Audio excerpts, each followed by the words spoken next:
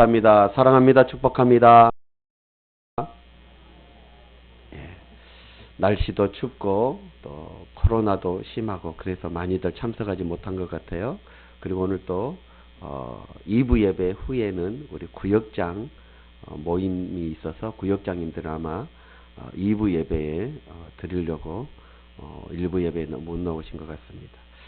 오늘 우리 오늘 세 번째 시간입니다. 실패를 성공으로, 실패에서 성공으로 라는 주제로 함께 은혜를 나누고자 합니다. 우리 사진 하나 볼까요? 이분이 누구인지 아세요? 아브라함 링컨입니다. 미국의 16대 대통령입니다. 어느 날 어떤 사람이 아브라함 링컨에게 물었습니다. 당신은 어떻게 해서 그처럼 존경받는 사람이 되었습니까? 그 비결이 무엇입니까?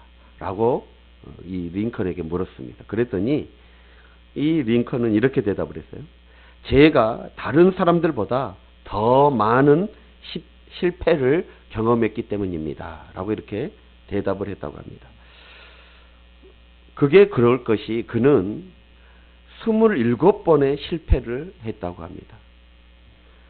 15살 때 집을 잃게 되어지고 거리에 쫓겨났다고 그래요. 그리고 23살 때에 사업을 했는데 그 사업이 쫄딱 망했답니다. 그리고 24살 때에는 주의회 선거에 나갔는데 낙선을 했다고 그래요. 그리고 25살 또 역시 사업을 시작했는데 완전히 파산이 되어졌다고 합니다. 그렇게 시작되어진 그의 실패의 역사는 무려 27번이나 치명적인 실패를 경험했다고 그래요. 그렇게 실패를 경험하자 주위에 있던 친구들이 그가 자살할까봐 주위에 있는 모든 칼들을 다 치우고 면도 칼들을 다 주변에서 치워버릴 정도로 그렇게 위태로운 상황을 겪었다고 합니다. 여러분, 사진처럼 이 링컨의 턱수염이 많은 사람이죠. 그래서 왜 이렇게 턱수염이 많은가 하면 이 주변 사람들이 그렇게 실패를 경험해서 자살할까봐 면도 칼들을 다 치워서 어쩔 수 없어서 그냥 아예 편하게 기르자라는 거 해서 길렀다는 그런 이야기들도 있습니다. 그만큼 실패를 많이 했던 사람이 바로 이 아브라함 링컨입니다. 그러나 이 링컨은 실패를 했을지라도 절망의 감옥에 갇혀 있지 않았습니다. 그는 이렇게 말을 했습니다. 난 낙선했다는 이야기를 듣고 곧바로 음식점으로 달려갔다. 그리고 배가 부를 정도로 많이 먹었다. 그리고 내 스스로에게 다짐했다. 다시 힘내자 아브라함 링컨. 그렇게 자신에게 말을 했다는 거예요. 선거에서 낙선되어지면 좌절에 빠지고 절망에 빠져서 있는 것이 아니라 식당에 달려가서 음식을 배불리 먹었다는 거예요. 그리고 스스로 다짐했다는 것입니다. 다시 힘내자 아브라함 링컨. 이렇게 했다. 그래서 마침내 그는 52세가 되던 그 해에 미국의 6대 대통령에 당선이 되어집니다. 그리고 지금도 미국에서 가장 위대한 대통령, 가장 존경받는 대통령 중에 한 사람이 바로 이 아브라함 링컨입니다. 여러분, 우리에게 중요한 것은 어떻게 성공하였느냐가 아니라 어떻게 실패를 딛고 일어서느냐, 이것이 중요한 것입니다. 사랑하는 우리 성지교회 성자 여러분, 여러분들은 지금까지 인생을 살아오면서 몇 번 실패하셨나요? 여러분들은 이 감당하기 어려운 실패를 했을 때 어떤 방법으로 그 역경, 그 어려움을 이겨내 오셨습니까? 오늘 우리에게 주신 하나님의 말씀을 보면 베드로가 최선을 다했으나 실패했을 때 그가 취한 몇 가지의 행동이 있습니다. 몇 가지의 자세가 있습니다. 그것을 오늘 본문에서 발견할 수가 있습니다. 여러분, 그것이 무엇일까요? 오늘 이 말씀을 통해서 하나님의 음성이 여러분들에게 들려지기를 주의 이름으로 축원합니다. 그래서 실패에서 성공으로 나아갈 수 있는 저와 여러분들의 삶이 되시길 주님으로 축복합니다. 먼저 우리가 들어야 하나님의 음성은 뭐냐? 바로 주님을 삶의 한가운데 모셔드려야 된다는 것입니다. 오늘 말씀에 보면 갈릴리 바다에서 밤새도록 물고기를 잡았으나 한 마리도 못 잡고 헛수고한 어부가 등장하게 되어집니다. 갈릴리 바다가 생업의 현장이었는데 그는 그날따라 물고기 한 마리를 잡지 못하고 허탕을 치며 허탈한 그런 일을 맞이하게 되어졌습니다. 그래서 그물을 싣고 집으로 돌아가던 그때에 예수님 만나게 되어진 것입니다. 수많은 무리들과 함께 예수님이 바닷가에 오신 것입니다. 그 예수님을 만난 베드로, 그는 그날 이후에 놀라운 변화의 인생을 살게 되어진 것입니다. 자, 우리 3절 한번 볼까요? 3절 다 같이 시작. 그 배는 시몬의 배라. 육지에서 조금 떼기를 청하시고 앉으사 배에서 무리를 가르치시더니. 아멘. 여러분 3절을 자세히 한번 보세요. 자세히 보면 베드로가 예수님을 모셔드리는 것이 아닙니다. 그죠? 예수님이 일방적으로 찾아오셨고 예수님이 일방적으로 베드로의 배 위에 오르셨던 것을 보게 되어집니다. 예수님은 베드로에게 허락을 받지도 않고 일방적으로 베드로의 배에 올라타셨습니다. 그리고 배를 육지에서 조금 떼라라고 요청하십니다. 그리고는 그 배를 강대상 삼아서 육지에 있는 청중들에게 하나님의 말씀을 가르치고 계십니다. 그런데 놀라운 것은 베드로의 반응이에요. 그는 밤이 새도록 물고기를 잡으려고 힘을 썼으나 허탕을 쳤던 그런 사람입니다. 철야 작업을 한 것이죠. 그런데 수확이 없습니다. 얼마나 힘이 빠진 상황입니까? 물고기를 잡으면서 일을 했다면 피곤은 덜했을 것입니다. 그렇죠. 우리가 뭔가 일을 할 때 뭔가 열매가 있으면 그래도 그 고생, 그 힘듦은 덜 하잖아요. 그런데 아무것도 잡지를 못해. 물고기 단 한 마리도 잡지를 못해. 얼마나 피곤은 2배, 3배가 되어져요. 물고기를 한 마리도 잡지 못한 그 피곤한 그 배, 완전히 녹초가 되어져 버린 그런 상황입니다. 그리고 그 베드로의 마음 역시 어떻습니까? 몹시 상해 있죠. 단 한 마리도 고기를 잡지 못했으니. 그런데 그런 상황에 예수님이 일방적으로 찾아와서 배에 올라타시더니 육지에서 조금 떼라고 요청하시는 거예요. 여러분, 여러분이 베드로였다면 어찌했을까요? 아유, 미안합니다. 제가 지금 너무 피곤해서요. 좀 자야 되겠습니다. 다른 사람 배를 이용하신 것이 더 좋겠습니다. 라고 이렇게 얘기했겠죠. 여러분들이라면 그렇게 이것은 점잖은 태도요. 여러분들이라면 됐다고요. 배 좀 청하면 됐다고요. 지금 불난 집에 부채질합니까? 지금 피곤해 죽겠구만. 딴 데 가서 알아보시오. 라고 하실 거 아닙니까? 자, 여러분, 그런데 베드로는 그렇지 않았습니다. 어찌 보면 그럴 수 없었다는 것이 더 정확한 표현이에요. 왜냐하면 예수님의 그 권위에, 천지를 창조하신 그 하나님의 권위에 지금 베드로가 반응한 거예요. 어쨌든 베드로는 예수님을 자기 배에 모셨고 그 배는 예수님의 설교의 강단이 되어졌습니다. 아멘. 사랑하는 성도 여러분, 주님은 지금 이 순간에도 여러분 속에 들어오셔서 여러분에게 요청하십니다. 내가 너 좀 사용하자. 내가 너의 사업장 좀 사용하자. 내가 너의 시간 좀 쓰자. 내가 너의 재능 그것 좀 사용하자. 라고 말씀하신다는 거예요. 그때 우리는 어떻게 하고 있습니까? 우리 인생 속에 예수님을 모셔드리고 계십니까?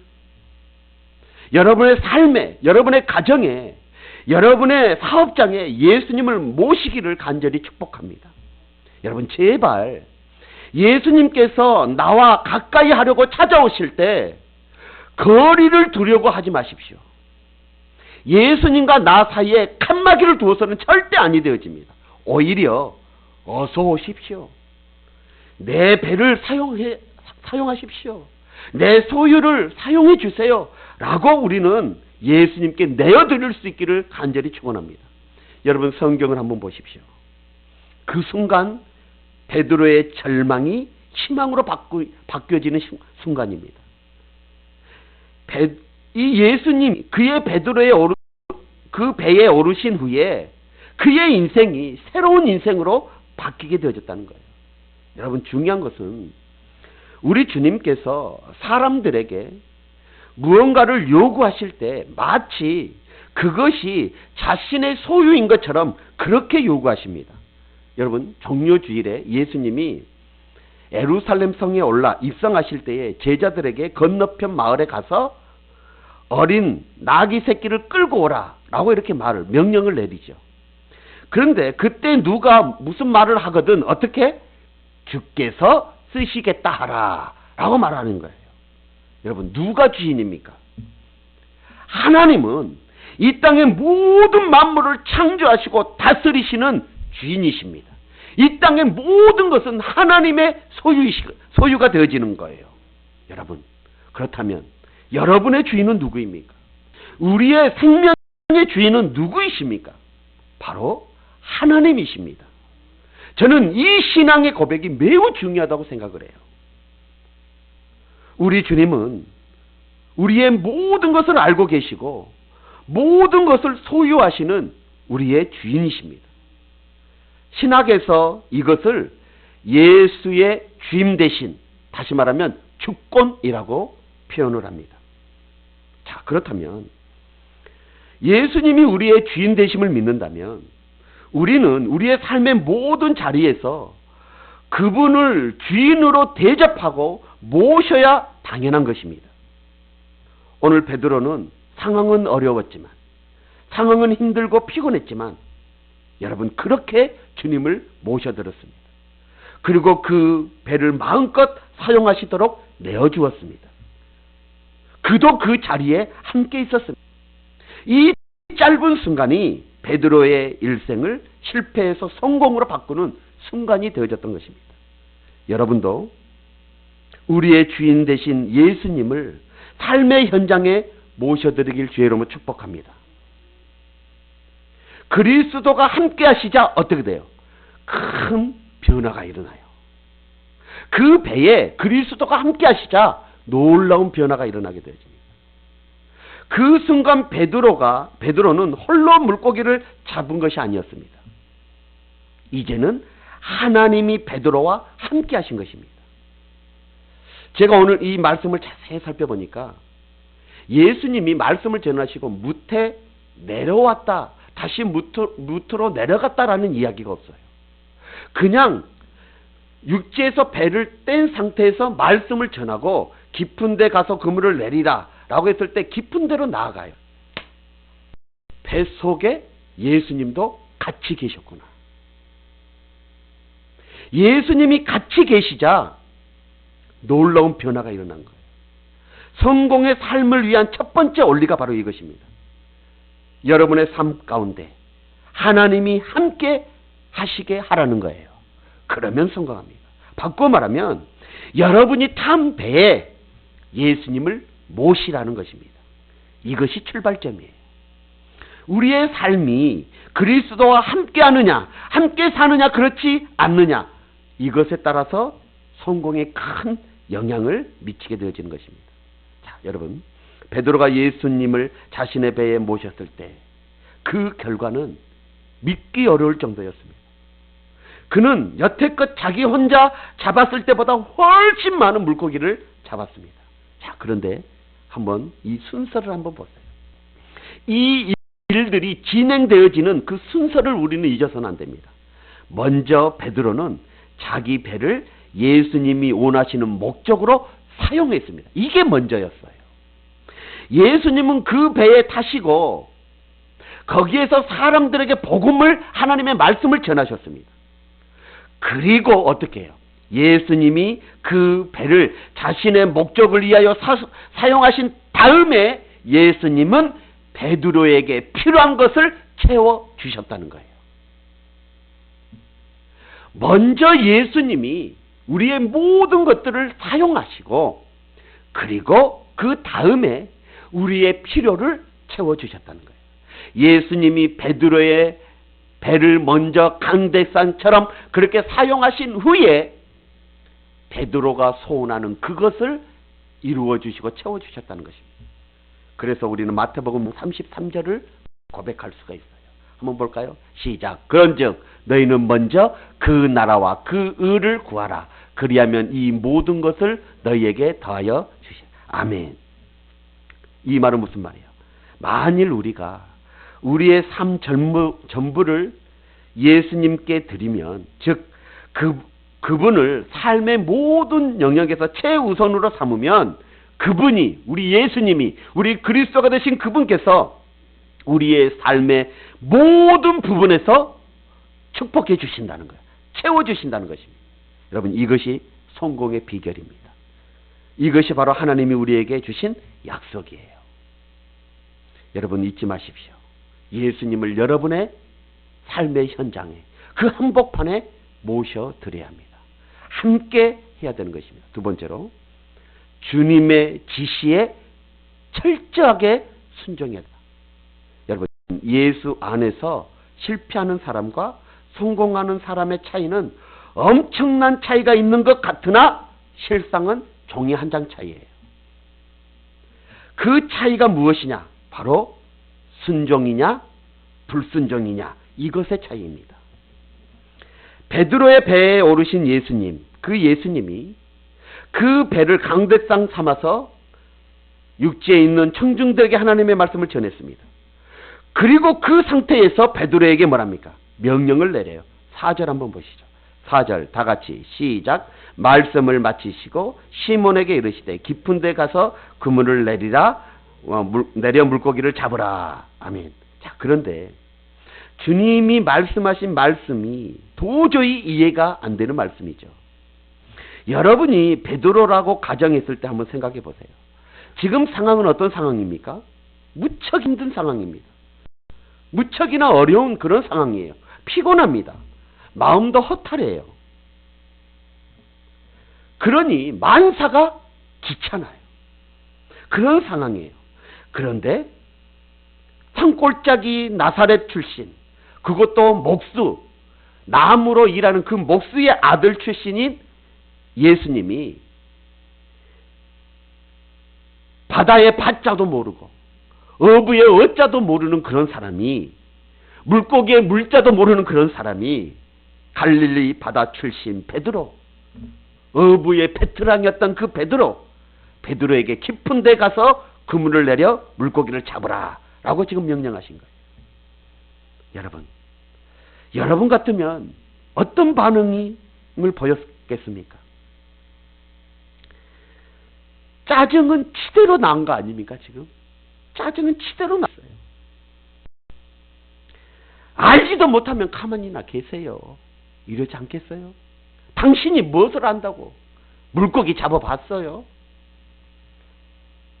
그물질 한번 해봤어요? 여러분, 이러지 않겠어요? 얼마나 지금 피곤하고 지쳐있고 마음에 허탈하고 짜증난 그런 상태예요. 그런데 기쁜 데 가서 그물을 내리래요. 지금 이 시간이 어떤 때인데 깊은 데 가서 그물을 내립니까? 낮에 물고기들이 깊은 데서 머물지 않냐고 낮은 곳으로 온다는 이 상식도 모릅니까? 하고 면박을 주지 않았겠습니까? 여러분, 우리는 충분히 그럴 수 있어요. 그런데 베드로 한번 보십시오. 베드로는 그렇지 않고 순종합니다. 철저하게 순종해요. 사랑하는 우리 성주교회 성도 여러분, 예수님을 믿는 성도라면 하나님의 음성이 들을 때에 논쟁하지 마십시오. 제일 어리석은 사람이 설교를 들으면서 마음속에서 따져드는 것입니다. 이것이 가장 어리석은 거예요. 말도 안 되는 소리 하지 말라고 이렇게 따져 묻는 것입니다. 이것은 하나님을 무시하는 거예요. 왠지 아십니까? 하나님은 여러분의 형편, 여러분의 처지, 여러분의 상황, 여러분의 환경, 그 누구보다도 정확하게 알고 계시는 분이 하나님이십니다. 여러분의 머리털까지라도 세시는 분이 하나님이십니다. 여러분의 앉고 서심도 아시는 분이 하나님이십니다. 여러분의 모든 상황을 다 알고 계시는 분이 하나님이셔요. 그럼에도 불구하고 말씀하고 계셔요. 그러기에 우리는 따지지 말아야 돼요. 하나님의 말씀에 따져서는 안 되는 것입니다. 하나님의 말씀 앞에 따진다는 것, 따지고 든다는 것은 내가 하나님보다 더 지혜롭고 내가 하나님보다 더 능력 있는 사람이라는 것을 보여주는 거예요. 이게 뭐예요? 이게 교만이에요. 이것이 어리석은 모습입니다. 여러분, 우리가 예수님을 주인으로 모셨다는 것, 이것은 이제부터는 주인 되신 그분의 말씀에 순종하겠다는 그런 자세가 되어지는 것입니다. 그런데 말로는 주인으로 인정하는데 실제 생활 속에서는 수많은 그리스도인들이 불순종하더라는 것이죠. 왜 순종의 삶을 살지 못할까요?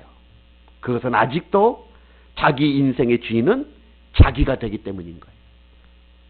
그렇게 믿고 그렇게 생각하기 때문에 실제의 나의 삶에서는 주님의 음성이 들려와도 주님께서 나의 양심으로 또 마음으로 영혼으로 수없이 말씀하셔도 무시해버리고 불순종하게 되어지는 거예요. 그럼 그 결과 어떻게 돼요? 뭔가 될 듯 하면서도 실패하게 되어지는 것입니다. 아무리 노력하고 힘을 써도 되는 일이 없는 것이에요. 그러므로 여러분, 예수님은 당신을 인생의 주인으로 고백하고 구원받는 성도들은 그 주님의 주인 되심을 분명히 고백하는 삶을 살기를 원하시는 분이 우리 하나님이십니다. 그러기에 명령하셔요. 어떤 때는 상식적으로 말도 안 되는 명령을 하십니다. 그리고 순종의 여부를 지켜보고 계셔요. 우리 주님이 그래요. 말도 안 되는 것, 상식적으로 도저히 이해가 안 되는 것을 명령하시는데 그 명령에 자, 네가 한번 순종한가 안 한가 보자 라고 지켜보고 계시는 거예요. 순종하는 것이 곧 뭐예요? 주님이 나의 인생의 주입니다 라는 고백이 되기 때문에 그 순종을 주님은 지켜보고 계셔요.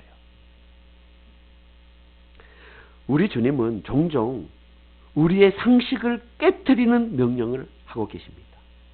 그래도 우리는 순종해야 되는 거예요. 여러분, 성경을 한번 잘 살펴보십시오. 주님이 우리에게 요구하시는 것 다른 것 없습니다. 순종, 그것을 요구하시는 거예요. 누구든지 순종하면 사용하십니다. 그러나 누구든지 자기 생각을 앞세우고 형편을 앞세우고 불순종하면 사용하지 않으십니다. 성경에 대해서 이것을 예를 들려면 오늘 하루 종일 이야기를 해도 시간이 부족해요. 그런데 여러분, 한 가지만 들게요. 가나 혼인잔치를 한번 생각해 보십시오. 물이 변하여 포도주로 되는 사건을 한번 보십시오. 말도 안 되는 명령을 내립니다. 항아리에 물을 채우라고 해요. 잔치집에 포도주가 떨어졌는데 항아리에 물을 채우래요. 그리고 그것을 다시 따다 주라고 명령합니다. 참으로 말도 안 되는 명령입니다. 그러나 예수님은 그렇게 명령하시고 순종을 하는지 안 하는지 지켜보고 계셔요. 여러분, 그러나 그 종들이 순종하잖아요. 그 순종할 때 어떻게 되어져요? 물이 변하여 포도주가 되어집니다. 그래서 어떤 신학자는 참 기독교의 신앙은 어떤 신앙이냐 이렇게 정의를 내렸습니다. 이성과 사상이 실패하는 곳에서 이성과 사상을 뛰어넘는 일을 이루어내는 종교가 기독교다. 이성과 상식을 뛰어넘는 그 일들이 이루어지는 것이 종교래요. 그래서 아주 그 유명한 파스칼은 이렇게 말을 했어요. 참된 신앙은 이성을 십자가에 못 박는 것이다. 우리는 하나님의 말씀을 들을 때 늘 이성으로 판단, 이성으로 평가하지 않습니까? 우리의 삶의 현장 가운데서 하나님이 말씀하신 그 모든 것들에 대해서 이성으로 판단하고 이성으로 평가하지 않습니까? 그것은 참된 신앙의 모습이 아니라는 거예요. 참된 신앙의 모습은 이성을 십자가에 못 박아 버리는 것입니다. 우리 한번 따라해 볼까요? 참된 신앙은 이성을 십자가에 못 박는 것이다. 아멘. 그렇습니다. 예수님을 주인으로 모시고 살면서 그의 명령에 철저히 순종하게 되면 그분은 내 인생에서, 고기잡이 인생에서 영혼을 낚는 인생으로 만들어 가시는 분이 바로 우리 하나님이십니다. 여러분, 제발 내가 어떻게 행동할까 결정한 그 순간에 내 환경, 내 기분에 따라 좌우되어져서는 안 됩니다. 다시 말하면 주의 일을 할 때에 현재 내 처지, 그것 때문에 그 일을 미루지 말라는 것입니다. 한 가지 더 나아가 내 경험을 앞세우지 말아야 돼요. 오늘 베드로를 보십시오. 주님 앞에서 자기의 경험을 말하지 않습니다. 아니, 정확히 말하면 경험이 있지만 그 경험을 말씀 앞에서 접어버려요. 5절 한번 보세요. 5절 시작. 시몬이 대답하여 이르되 선생님, 우리들이 밤이 새도록 수고하였으되, 경험을 했어요. 수고하였으되 잡은 것이 없지만은 말씀에 의지하여 내가 그물을 내리리이다. 아멘. 자기 형편, 처지, 환경을 말씀 앞에 접어버립니다. 자기의 경험, 방법, 말씀 앞에 접습니다. 여러분, 말씀 앞에 내려놔버려요. 여기에 희망이 있습니다. 내 것을 내려놓고 주님의 말씀을 앞세우는 그 행동이 바로 성공으로의 전환점이 되어지는 거예요. 여러분, 나만 장군 아시죠? 문둥병에 걸린 아랍의 나만 장군. 이스라엘 엘리사를 찾아가잖아요. 그런데 엘리사는 문도 열어보지 않고 종에게 시켜 요단강에 가서 7번 몸을 씻어라 라고 말을 합니다. 나만 장군은 매우 불쾌하게 여겨요. 자기의 생각에는 요단강보다 자기 나라의 강이 훨씬 낫다라고 생각을 합니다. 그리고 내가 누군데, 아랍의 장군, 계급장이 지금 별이 몇 개인데 내 신분이 어떤데, 엘리사의 행동, 문도 열어보지도 않고 종을 시켜 산다는 이 행동이 너무너무 부당하고 기분 나쁜 거예요. 그래서 화가 납니다. 그래서 돌아가려고 해요. 그럴 때에 부하가 하는 한마디의 소리에 그 소리를 듣게 되어지잖아요. 아, 그까짓 것 왜 못합니까? 문둥병이 난다는데 그것보다 더한 것도 하라고 하면 하지 않겠습니까? 이 한마디에 생각이 바뀝니다. 그리고 요단강에 가서 7번 몸을 씻습니다. 결과 어떻게 됩니까? 그의 인생이 바뀌게 되어져요. 실패에서 성공으로 바꾸는 비결. 이것은 뭡니까?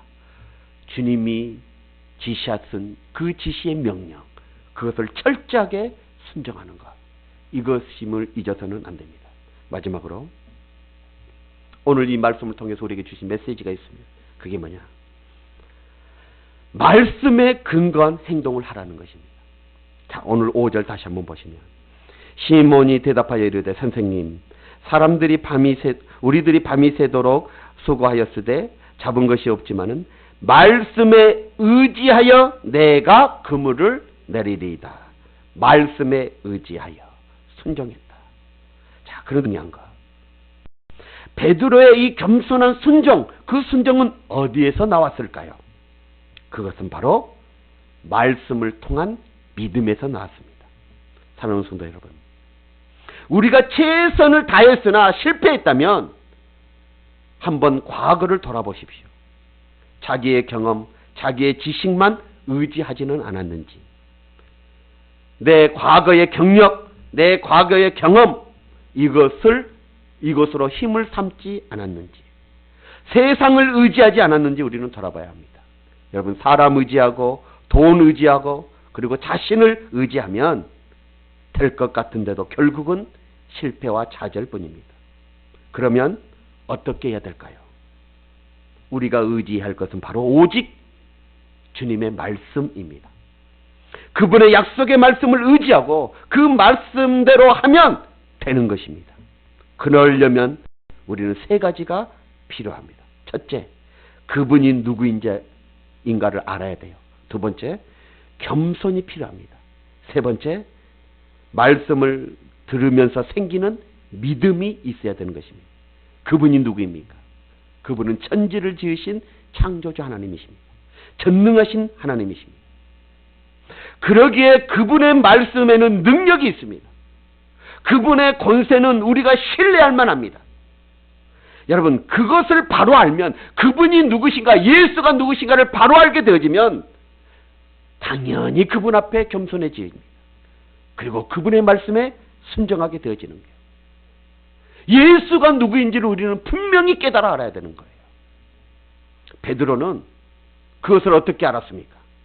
주님의 말씀을 듣는 순간 믿음이 생겼어요. 예수님께서 베드로의 배를 청하시, 육지에서 조금 떼게 하십니다. 그러면서 그 배에서 지금 육지에 있는 백성들에게 하나님의 말씀을 가르칩니다. 그 말씀을 들을 때에 베드로는 믿음이 생긴 것입니다. 아, 그래, 이분의 말씀을 따르면 뭔가 되겠구나 라는 믿음이, 강한 믿음이 생겨요. 여러분, 결국 어떻게 해요? 말씀이 믿음을 주었고 그 믿음으로 순종을 하게 되어진 것입니다. 사랑하는 우리 성지교 성도 여러분, 우리가 믿음을 현실에 맞추어 판단하면 그것은 믿음이 아닙니다. 현실을 앞세우고 내 형편에 따라서 하는 것은 신념이지 믿음이 아닌 거예요. 그런데 우리가 말한 진짜 믿음은 어떤 믿음이냐? 아브람과 같이 갈 바를 알지 못하지만 따라가는 것, 이게 믿음인 거예요. 나의 현실에 맞춰서, 나의 처지에 맞춰 내가 판단하는, 이것은 신념이에요. 믿음 아니에요. 믿음은 그 처지를 뛰어넘어 하나님의 존재를 믿는 것이 믿음이에요. 하나님의 역사하심을 믿는 것이 믿음이에요. 아브람처럼 갈 바를 알지 못하였지만 그 말씀에 순종하며 나아가는 거예요. 하나님이 말씀하시면 아들을 제단에 바치는 것이 믿음이에요. 죽을 자를 다시 살려주실 것까지 믿어보는 것이 믿음이에요. 여러분, 말씀은 신비한 능력이 있습니다. 그 말씀을 올바로 받아들이면 믿음이 생기게 되어져요. 자, 그래서 로마서 10장 17절에 뭐라고 말했습니까? 그러므로 믿음은 들음에서 나며 들음은 그리스도의 말씀으로 말미암느니라. 우리가 작년에 5개월 동안이나 걸쳐서 회복 시리즈의 믿음 편을 우리가 살펴봤어요. 그 믿음 편에서 히브리서 11장 믿음장에 대한 우리의 믿음의 선배들의 삶을 살펴봤습니다. 여러분, 그들의 믿음의 행동은 놀라운 열매를 가져왔어요. 우리가 흔히 말하는 기적이 이 기적은 믿음으로 만들어낸 것이었습니다. 여러분, 노아도 그래야 했고 아브람도 그렇습니다. 모세도 보통 사람입니다. 저와 여러분과 똑같은 그런 보통 사람이에요. 그런데 하나님의 말씀, 그 말씀을 붙잡고 살았더니 놀라운 기적을 일으킨 것입니다. 위대한 신앙인이 되어졌던 거예요. 여러분, 모세도 한번 보세요. 모세가 하나님의 말씀에 순종하여 나갔더니 지팡이 하나로 10가지의 재앙을 일으키지 않았습니까? 전쟁을 한 번도 치르지 않냐고 이스라엘 백성들을 그 430년 동안 노예 생활했던 그 애굽에서 구출해내지 않았습니까? 여러분, 오늘 본문의 말씀도 보십시오. 주님이 베드로의 이 순종을 보시고 놀라운 역사를 일으키십니다. 물고기가 너무 많이 잡혀서 그물이 찢어질 거예요. 2배에 잠길 만큼 잡혔습니다. 만선의 기쁨을 주셨습니다. 그물이 찢어질 정도로 주셨습니다. 혼자서 감당할 수 없을 만큼 하나님이 채워주셨습니다. 이것이 바로 순종하는 자가 누리는 복이에요. 여러분, 이러한 순종이 어디에서 나왔습니까? 바로 믿음에서 나왔어요.